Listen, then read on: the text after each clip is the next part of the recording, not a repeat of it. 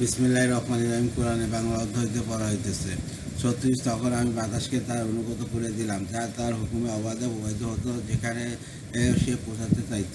37। আর সকল শয়তানকে তার অধীন করে দিলাম, অর্থাৎ যারা ছিল যারা অবাধ্য থাকতো শৃঙ্খলে। 39। এগুলো আমার অনুগ্রহ, অর্থাৎ এগুলো কাউকে দাও অথবা নিজে রেখে দাও, এর কোনো হিসাব দিতে হবে না। 40। নিশ্চয়ই তার জন্য আমার জন্য রয়েছে মর্যাদা ও শুভ পরিণতি। 2 টিকা। এই আয়াতের তাফসীর প্রসঙ্গে হযরত আব্দুল্লাহ বিন আব্বাস রাদিয়াল্লাহু বলেন, একদা হযরত সুলাইমান আলাইহিস সালাম জিহাদের জন্য সযত্নে পালিত অশ্বগুলিকে এক অপরাহে পরিদর্শন করিয়াছিলেন। দেখে তিনি আনন্দ প্রকাশ করেন আর বলেন, অশ্বগুলোর প্রতি আমার আকর্ষণ দুনিয়ার কারণে নয়, বরং আল্লাহর স্মরণের কারণে, কেননা এগুলি জিহাদের জন্য প্রস্তুতি নেওয়া হচ্ছে, আর জিহাদ একটি সর্বোত্তম ইবাদত। অশ্বগুলিকে চক্ষুর আর অন্তরালে নিয়ে গেলে পুনরায় সেগুলোকে সামনে আনতে নির্দেশ দেন এবং সেগুলোকে গর্দান ও পদস্থলে হাত দ্বারা মৃদু আঘাত করে মহব্বত করতে লাগলেন। চতুর্থ রুকু। 41। স্মরণ করুন আমার বান্দা আইয়ুবের কথা, যখন সে তার পালনকর্তাকে আহ্বান করে বলল, শয়তান আমাকে যন্ত্রণা ও কষ্ট পৌঁছাইয়াছে। 42। তুমি আমার পা দিয়ে ভূমিকে আঘাত করো। ঝর্ণা নিকট হলো গোসল করার জন্য, শীতল ও পান করার জন্য। 43। আমি তাকে দিলাম তার পরিজন বর্গ ও তাদের মতো আরও অনেক ও আমার পক্ষ থেকে রহমত স্বরূপ এবং বুদ্ধিমানের জন্য উপদেশ স্বরূপ। 44। তুমি তোমার হাতে এক মুঠো তৃণশালা না তার দ্বারা আঘাত করো এবং শপথ ভঙ্গ করো না। আমি তাকে পেলাম সর্বকারী, চমৎকার বান্দা সে, নিশ্চয়ই সে ছিল প্রত্যাবর্তনশীল। 45। স্মরণ করুন হাত ও চোখের অধিকারী আমার বান্দা ইব্রাহিম, ইসহাক ও ইয়াকুবের কথা।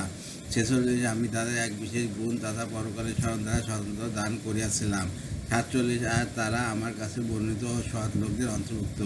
48। স্মরণ করুন ইসমাইল ও আল ইয়াসা ও জুলফিকারের কথা, তারা প্রত্যেকেই গুণীজন। 49। এ এক মহৎ আলোচনা, ক্ষুধা বিরোধীদের জন্য রয়েছে উত্তম ঠিকানা। 50। তথা স্থায়ী বসবাসের জান্নাত তাদের জন্য তার দ্বারমুক্ত রইয়াছে। 51। সেখানে তারা হেলান দিয়া বসবে, তারা সেখানে চাইবে অনেক ফলমূল ও পানীয়। 52। তাদের কাছে থাকবে আনতনায়না সমবয়স্কা রমণীগণ। 53। তোমাদেরকে এরই প্রতিশ্রুতি দেওয়া হচ্ছে দিবসের জন্য। 54। এটা আমার দেওয়া রিজিক, যা শেষ হবে না। 55। এটা তো শুনলে এখন দুষ্টদের জন্য রয়েছে নিকৃষ্ট ঠিকানা। 56। তথা জাহান্নাম, তারা সেখানে প্রবেশ করবে, অতএব তা কত নিকৃষ্ট সেই আবাসস্থল। 57। এরা উত্তপ্ত পানি ও পুজ, অতএব তারা একই আস্বাদন করুক। 58। এই ধরনের আরও কিছু শাস্তি আছে। 59। এই তো একদল তোমাদের সাথে প্রবেশ করছে, তাদের জন্য অভিনন্দন নেই, তারা তো জাহান্নামে প্রবেশ করবে। 60। তারা বলবে, তোমাদের জন্য তো অভিনন্দন নেই, তোমরাই তোমাদেরকে এই বিপদের সম্মুখীন করিয়াছ, অতএব এটি কত না ঘৃণ্য আবাসস্থল। 61। তারা বলবে, হে আমাদের পালনকর্তা, যে আমাদেরকে এর সম্মুখীন করিয়াছে, আপনি জাহান্নামে তার শাস্তির দ্বিগুণ করিয়া দিন। 62। তারা আরও বলবে, আমাদের কি হলো যে আমরা যাদেরকে মন্দ লোক বলে গণ্য করতাম তাদেরকে এখানে দেখছি না।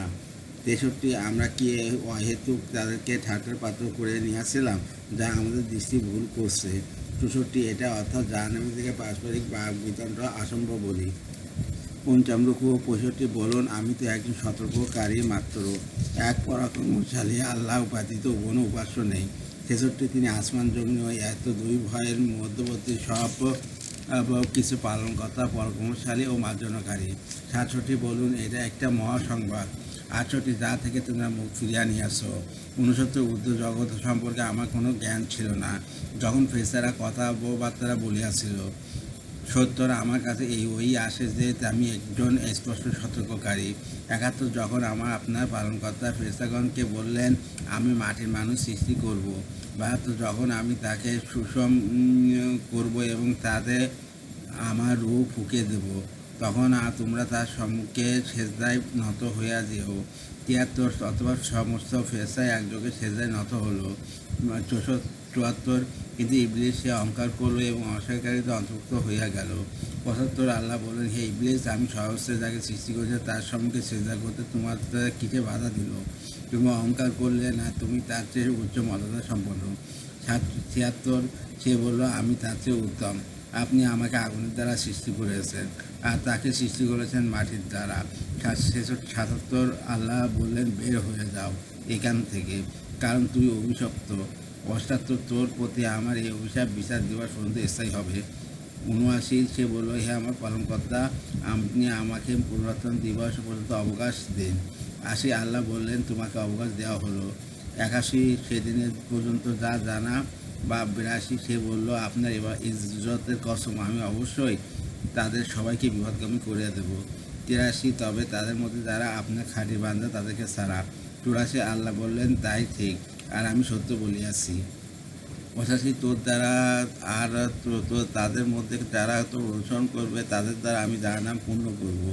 ৮৬ বলুন, আমি তোমাদের কাছে কোনো প্রতিদান চাই না, আর আমি অলৌকিকারীও নই। ৮৭ এটা তো বিশ্ববাসীর জন্য এক উপদেশ মাত্র। ৮৮ তোমরা কিছুকাল পরে এর সংবাদ অবশ্যই জানতে পারবে। সূরা আজ জুমার ৩৯ আয়াত ৭৫ মক্কা অবতীর্ণ। রুকু ৮। পরম করুণাময় অসীম দয়ালু আল্লাহর নামে শুরু করছি। প্রথম রুকু। এক কিতাব অবতীর্ণ হইয়াছে পরাক্রমশালী প্রজ্ঞাময় আল্লাহর পক্ষ থেকে। ২ আমি আপনার প্রতি এই কিতাব যথাযথভাবে নাজিল করিয়াছি, অতএব আপনি নিষ্ঠার সাথে আল্লাহর ইবাদত করুন।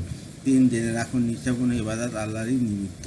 যারা আল্লাহ ব্যতীত অপরকে উপাস্য রূপে গ্রহণ করে রেখেছে এবং বলে যে আমরা তাদের ইবাদতের জন্যই করি, যেন তারা আমাদেরকে আল্লাহর নিকটবর্তী করে দেয়। আল্লাহ হাফেজ।